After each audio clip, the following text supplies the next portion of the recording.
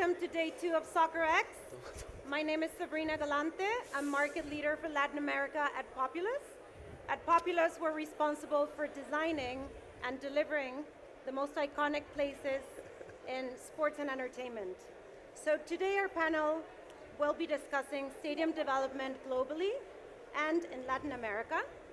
I have the honor to introduce our panelists, but before we do that, I want us to go over a video so we can share with all of you our expertise in global design. Can we play the video, please? Thank you.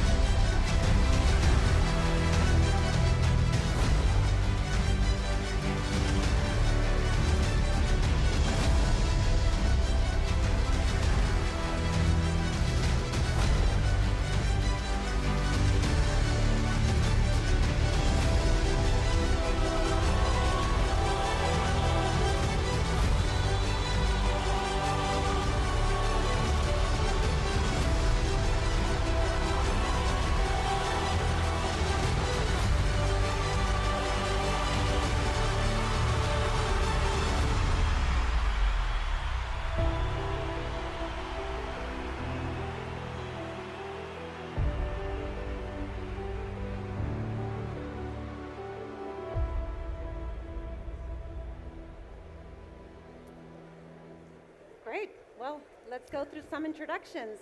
So to my left, I have Jonathan Malley. He's one of our senior principals, global director, and global holding board member at Populous. He has a remarkable career designing some of the most iconic venues in sports and entertainment.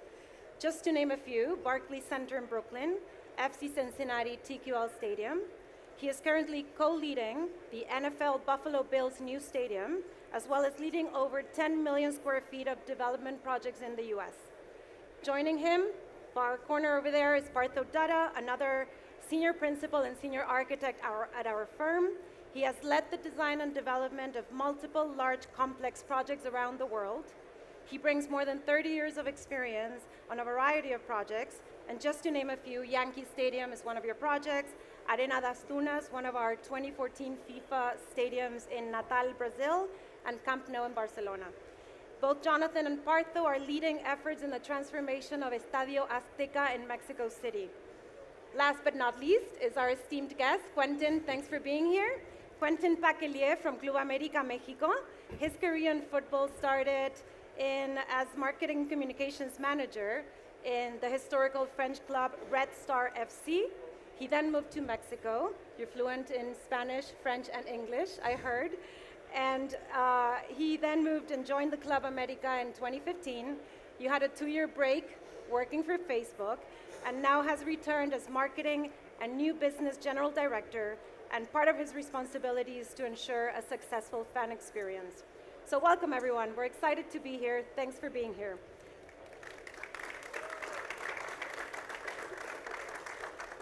So before we begin our conversation, I'm going to ask Jonathan to walk us through a presentation on how the venues are becoming catalysts for future development. Take it away. Okay, everybody, we'll go through this quickly.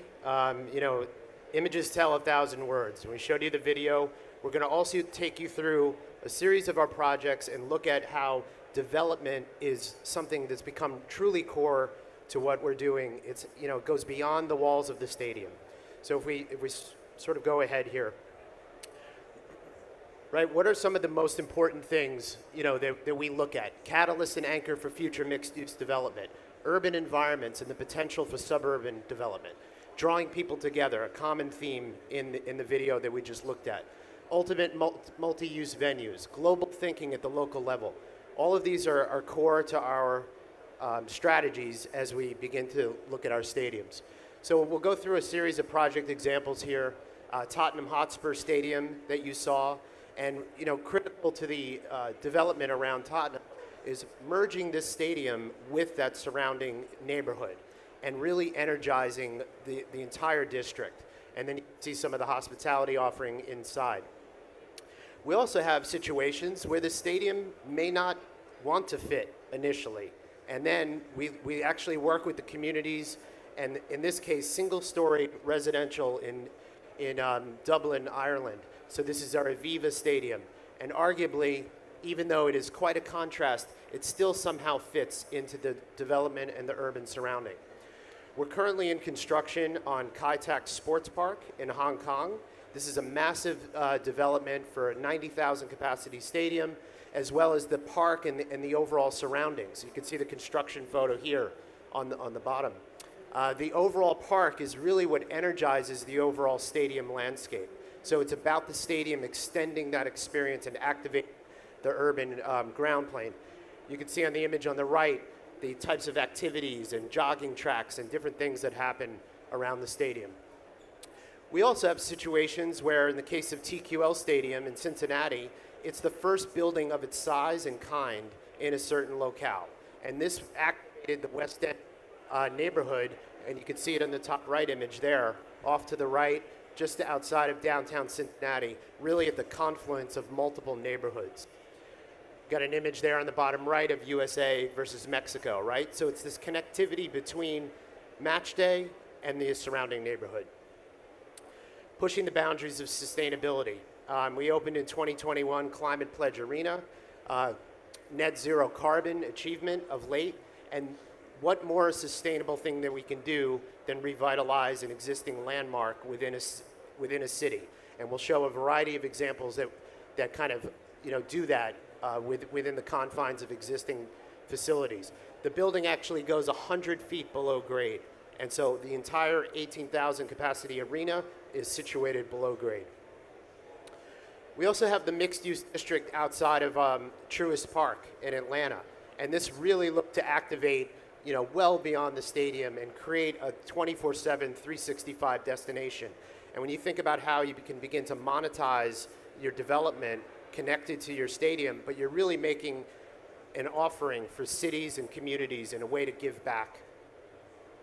You also have situations where you're creating an urban oasis in the middle of the city, and you're actually respecting the density around, but providing a bit of a reprieve in the middle of the city. And certain activations here that we can begin to think about outside the stadium walls.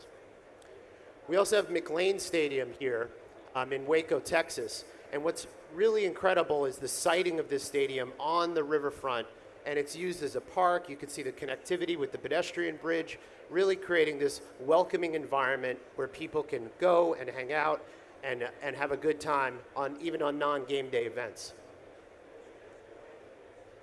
We have the Deer District, and this is with our Pfizer Forum Arena in Milwaukee where the Bucks play. And you can see the types of activations. We have all seen live sites where the games are televised outside the stadium. This is one of the high energy locations in the NBA because of it. We also need to think about how do we integrate the stadiums into the urban fabric. This is Target Field here in Minnesota, and you can see how it's thoughtfully woven into the city as if it was always there. Last but not least, section here, T-Mobile in Las Vegas, activated all the time. Incredible areas and park outside of the arena. You can see the activity in the bowl view right there, but then how you bring urban art into the program and really think about placemaking. So district catalyst, dynamic development, people seek authenticity, a tailored urban experience, ever-evolving activations, and sustainable planning, all principles of activation outside of the arena walls. But the common theme is people, whether it's the fans, whether it's the team, whether it's the city, the community. It's all about people and how do you knit them together in the most successful way. We also have a lot of premium hospitality and thinking about how you extend that experience in and around the venue itself and create those activations that bring the venue to life. The final series here, we're going to look at the O2 Arena, and this was actually constructing an arena inside the Millennium Dome. You know, just an incredible construction feat in terms of the logistics, but that's how you take something that was created for the Olympics and then convert it into a live 365 type venue. In the case of and we did the roof there, the retractable roof, thinking about the entire campus, right? It's not just a singular venue, it's how that experience extends in a thoughtful manner across the entire site.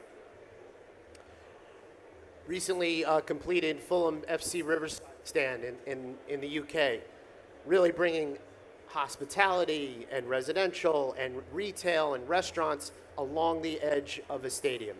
And a really incredible example here. You can see the new stand and activating the waterfront.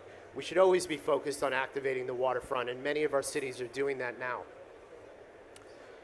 Arenas das Dunas, one of Partho's projects right here, really looking at knitting a stadium into an urban dense fabric and thinking about the people and connectivity and the overall siting of the project.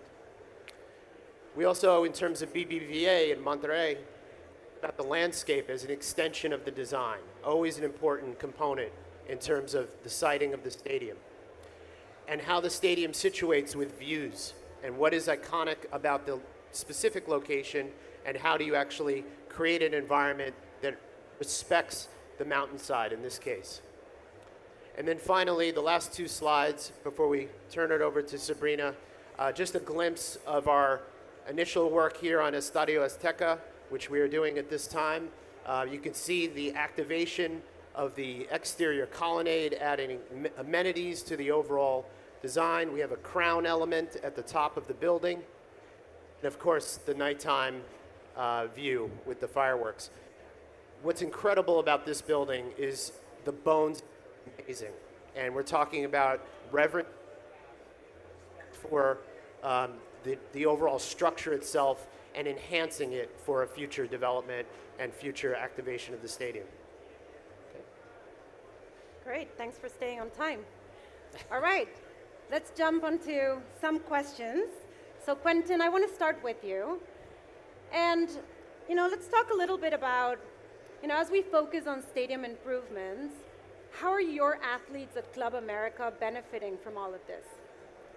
Yeah, I think the key factor is we want the athletes to focus on the results on the field, on how they perform and how they're delivering on that aspect, on the sports part, not focusing on the venue in itself. But we have to kind of create the virtuous circle where the athletes are happy to play at the stadium. They feel at home, like it's their home. They spend their way more time than any other place in their city. So it's important for them to feel at home. It's important for them to be able to only focus on the field and on how they deliver.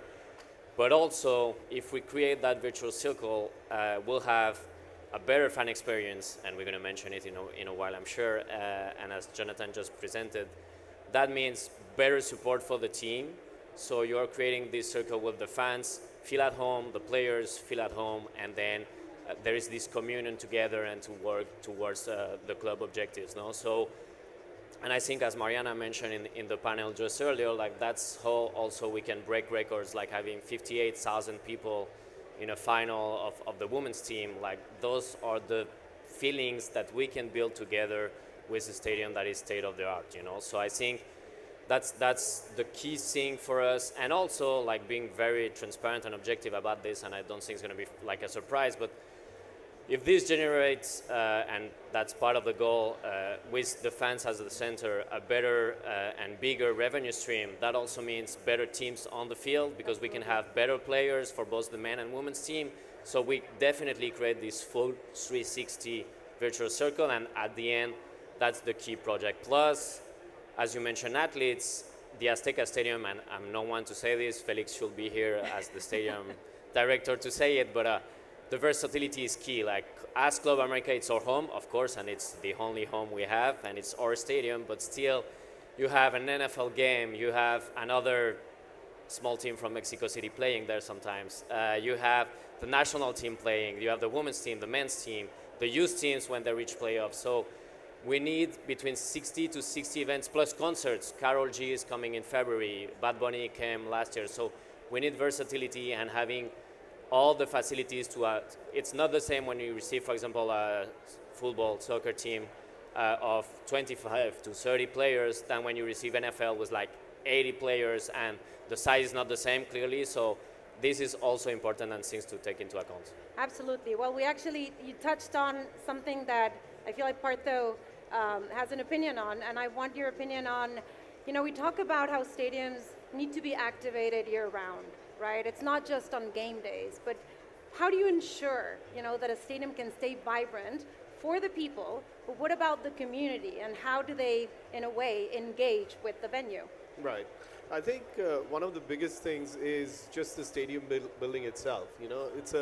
It's a very large building. You're looking at a square footage of over 500,000 to over 1 million, right? And especially in the case of Azteca. And because of the nature of the building, it almost naturally becomes a destination. And then you have the situation where a stadium like Azteca is there for like 60 years. So people know, when you're coming to Mexico City, you know where Estadio Azteca is, right?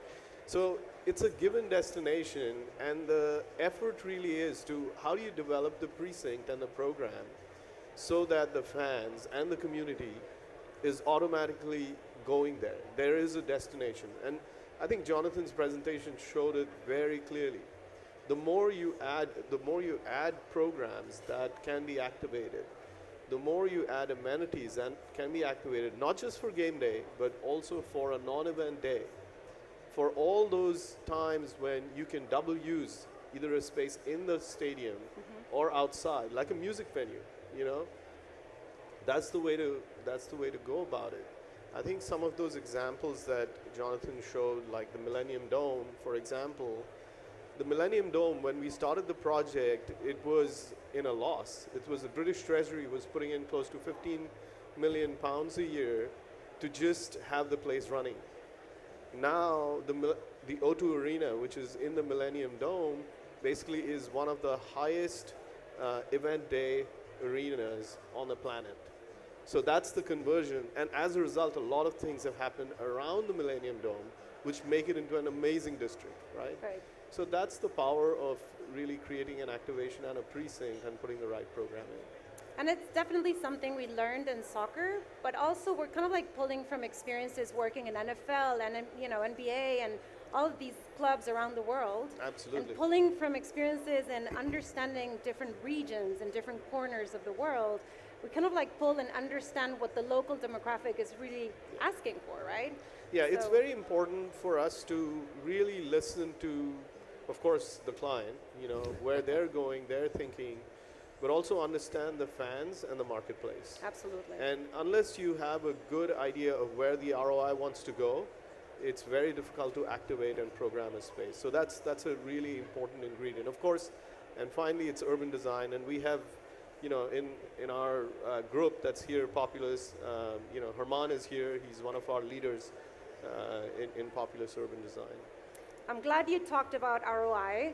And Jonathan, I want to know, from your perspective and having all these years of expertise and experience, just talk us about like the profound economic and social impact that these venues are generating. And you touched, on some of the most important, but I feel like, you can expand a bit more on maybe Sure. some examples. I think what we've all seen over the last 10 years, especially the last 5 years, with social media and the projection of experience at the speed unto which it's projected, it's touching people faster.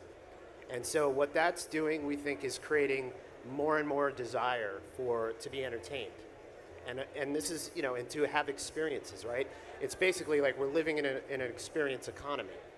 So everybody wants that entertainment. They want it to be extended. They want it to go before the match, after the match, during the match. And so, many of our projects now are much more, the days of a stadium in a parking lot are over, right? It has to be much more thoughtful in terms of connectivity with the urban surroundings, different social experiences, again, pre-game, during the game, post-game, and also different uses, right? So when you think about sports and entertainment today, it's now on a whole other level. And when we see the way that technology is being leveraged, these venues are going to start talking to each other, and it's going to be the next frontier that we're looking at. Well, it's a great point. I mean, you mentioned technology, and sometimes, we get scared with where we going, right? With AI and all these crazy things happening in the world. But it's like, how do you see technology? Do you see it as an obstacle? Do you see it as, is it enhancing the experience for the fans? Well, I think right, wrong, or indifferent, we have to make it enhance the experience. Sure, there's challenges along the way, but in every kind of leap with technology, we improve everything, right? So I think we embrace those challenges. Some of our clients and owners are way more advanced in terms of their thinking about technology, which then influences what we can do as designers and architects and planners. And then some of the projects are a bit more challenging. So you have to find the right opportunities to leverage technology to advance experience. Absolutely. Well, let's talk about experiences. I'm going to go back to Partho.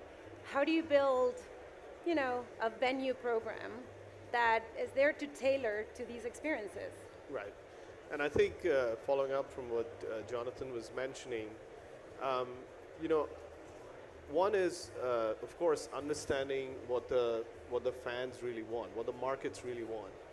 And as we know, the kind of sport that is being played, especially in a stadium like Azteca or a large stadium, generally focuses on a singular sport. So the first idea is to always try to include other elements, other kind of sports events that could occur there. And if it is a bespoke, sports stadium like Azteca, which is focused on soccer, then what is it that we can do in terms of programming the spaces around the stadium that could have multi-use? You can have, spaces that are lounges that could work as theaters or performance venues on non-event days, on non-sports days. And they could work on the weekend. They could be used for corporate functions. They could be used for even conventions and meetings and all of those kind of things. So the design has to be flexible enough, which means not just the layout, it also means the IT infrastructure, the kind of MEP that's being provided, so the right kind of food service can be provided for that kind of event. So you have to think of layers of issues which needs to be brought into the programming to make it viable. Okay, so Quentin, we're talking about architecture interventions, right, to enhance this experience. I feel like you and I understand the Latin American fans very well, right? You're French, you live in Mexico, I'm from Argentina. There's no more passion than here on this stage, right? But tell us a little bit about, this passion in Mexico, right? It's like, what do you feel like they need? When of course, they're there to watch the game. We know that. We're going to be there glued to our seats in 90 minutes. But what else? Like, what else do they want? Yeah, I think Partho and Jonathan just mentioned it. Like, we need to hear the fans, and I hope I understand them, part of them at least, but that's kind of my job. But try to understand what they want and also what we can deliver to them. As you just mentioned, Sabrina, they want to be at the game, but they need other things. It's not just being at the game, it's being part of the community, being part of the district, the neighborhood, living the full experience, not only even for the games, as Partho just mentioned. It should be a venue that is open 7 days a week with different activities and opportunities, without entering into details, of course, but those upgrades for the stadium, in my personal case as a club CMO, I'm very happy that I have a venue that I can use for a lot of things and not only for games. So I think that's what we need. And this, Jonathan mentioned it on the presentation. I think the key word to me, especially with the Azteca Stadium, is authenticity.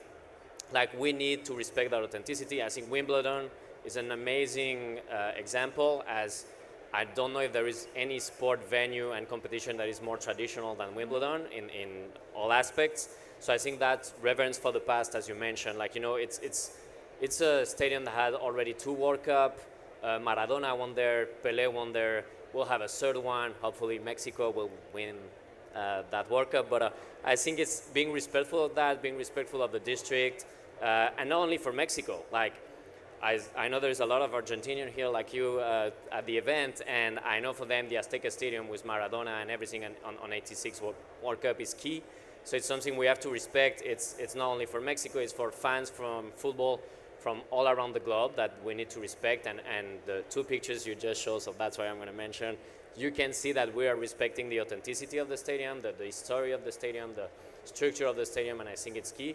And for our fans in Mexico, of course, but we have like more than 13 million fans in the US for first, second, third generation, and even fourth now. For them, the Azteca is a part of their identity, a part of their roots, a part of their family home or whatever. So I think it's something we have to be very careful with. So we have to have this balance between opportunities and activities and these 24/7 almost live place where they can go with the community, but also respecting like the history that we have, and I think that's the project that Jonathan just showed and Parto just mentioned. Absolutely. Well, we have 5 minutes left, so I'm just going to go through a lightning bolt. It's a quick question, I want a quick answer. Unfortunately, we're not going to have time for questions from the audience, but please feel free to come to us once we're done, and we're happy to chat and connect. Okay, let's start with Parto. So tell us a little bit about the future plans in Latin America for Populous. Latin America is an amazing marketplace. And of course, you know, working with Quentin and Felix and all of these guys, you know, a world has opened for us. And Populous's intent, as you can see, like just the attendees from Populous at this Soccerex, they're all from Latin America. Like Sabrina, you know, Herman, David, Jorge, I think they are our major partners in helping develop work in Latin America. Latin American fans are unbelievable. You go to any World Cup and you will see the impact fans from Mexico will have on a World Cup. There are only 2 countries which Adidas has sponsored shoes for, and it's Mexico and Argentina. So that's the impact of Latin America, and we really feel that there's a tremendous potential in that marketplace. Okay, Quentin, so you mentioned you have a huge fan base of Club America here in the States. So, I mean, you're going to be playing. You told me, you know, before. You're going to have some games coming up in the US. So, what are you learning from the venues here in the States?